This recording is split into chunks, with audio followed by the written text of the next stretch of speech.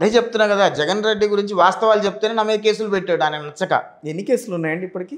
13 ఉన్నాయండి. I think 6, 7 active ఉన్నాయి. ఇంకా 7 యాక్టివ్ ఉన్నట్టున్నాయి, మిగతా పోయినట్టున్నాయి. ఒక 7 ఉన్నాయి. ఓకే, ఆ 7 కేసులు చాలా తీవ్రమైనవే లేకపోతే సోషల్ ఏమీ లేవండి, పెట్టినవేనా?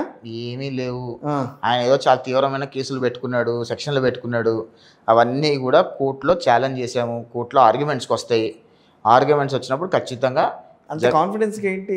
అంత ఏమన్నా అంటే అంటే దాంట్లో ఏమన్నా ఉందా? నేను ఏ తప్పు చేయలేదండి. తప్పు చేస్తే భయపడాలి, తప్పు చేయనప్పుడు ఎందుకు భయపడాలి? నేనేం తప్పు చేయలేదు, ఏం పీక్కుంటావు పీక్కోపో అని చెప్పా జగన్ రెడ్డికి అవుట్ రైట్గా. అంతమించి మనం చేసేది చేయగలిగలేదు. ఆయన చేతిలో పోలీసులు ఉన్నాయి కాబట్టి నీ ఇష్టం వస్తే నేను చేస్తా అంటాడు, చేసుకో అని చెప్తాను. కానీ ఇప్పుడు ప్రస్తుతం పిన్నెల్లి రామకృష్ణారెడ్డి గారి వ్యవహారం కానీ లేకపోతే మిగతా ఇప్పుడు మీరు మాట్లాడినట్టుగా కొంచెం పాలిటిక్స్ కూడా మాట్లాడతాం మళ్ళీ ఒకసారి. తర్వాత పెద్దిరెడ్డి రామచంద్రారెడ్డి గారి వ్యవహారానికి సంబంధించి మీరు మాట్లాడిన విషయాలు కానీ మిగతా వాళ్ళ విషయాలు కానీ అంత లోతుగా మీకు ఎట్లా తెలుస్తున్నాయి అనేది కొంచెం అందరూ ఆలోచించేది. ప్రతిదీ విషయాన్ని కూడా చాలా డీప్గా లోపలికి వెళ్ళి ఇదిగో ఇక్కడి నుంచి ఇక్కడ లాగారు, ఇట్లా తీశారు అని మాట్లాడుతున్నారు కదా, వెనకాల ఎవరన్నా బూస్టప్ ఇస్తున్నారా ఏంటి? వైసీపీ వాళ్ళే చెప్తారు మాకు చాలా మటుకు ఇన్ఫర్మేషన్. వైసీపీ వాళ్ళు చాలా ఇన్ఫర్మేషన్ ఇస్తారండి మాకు. వైసీపీ గవర్నమెంట్లో మీకు ఇంకొక ఓపెన్ సీక్రెట్ చెప్తా, ఎందుకంటే గవర్నమెంట్ మారిపోయింది కాబట్టి ఓపెన్ సీక్రెట్ చెప్తా. సజ్జల రామకృష్ణారెడ్డి ఆఫీస్లో కూర్చున్న ఒక కీలక వ్యక్తి ఆయన పేషీలో ఏ జరుగుతున్నాయి, ఏ అవినీతి జరుగుతుంది, ఏ జరగబోతుంది, ప్లాన్ ఏంటో కూడా వాళ్ళే చెప్తారు మాకు.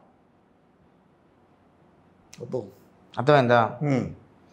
ఎందుకంటే మన సంకల్పం ఇస్ వెరీ, ఎవరైనా సరేనండి, ఎంత పెద్దోడైనా సరే ఒక 10 రూపాయలు తింటే ఒక 20 రూపాయలు తింటే పెద్ద పట్టించుకోరు, ఊళ్ళో తింటాడు కదా చేయాలి కదా అని.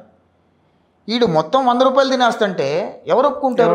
పక్క వాళ్ళు వాడికి కూడా ఇస్తే వాడికి కూడా జగన్ రెడ్డి మనస్తత్వం ఏంటంటే ఎవరు తినకూడదు, మొత్తం ఈయన తినాలనుకుంటాడు. మీకు ఇంకో విషయం చెప్తా, జగన్మోహన్ రెడ్డి ప్రతిపక్ష హోదా లేదు. ప్రతిపక్ష హోదా అడుక్కోవడం కోసం కోర్టుకు వెళ్ళాడు. జగన్ రెడ్డి ముఖ్యమంత్రిగా ఉన్నప్పుడు 900 మంది పోలీసులతో పహారా పెట్టుకున్నాడు. ఇప్పుడు ఆఫ్టర్ ఆల్ ఒక ఎమ్మెల్యే ఓకే, ప్లస్ ఒక మాజీ ముఖ్యమంత్రి. ఎంతమంది మాజీ ముఖ్యమంత్రులకి ఈరోజు జగన్మోహన్ రెడ్డికి ఉన్న ప్రొటెక్షన్ ఉంది చెప్పండి? ఎంతమందికి ఉంది? రోసయ్య గారికి ఉందా? కిరణ్ కుమార్ రెడ్డి గారికి ఉందా? నాదెళ్ల భాస్కర్ గారికి, ఆయన పేరేంటి, నాదెళ్ల భాస్కర్ గారు, ఆయనకు ఉందా? ఎవరికి ఉంది? ఎవ్వరికీ లేదు. కేసీఆర్కి ఎంత ఉందండి?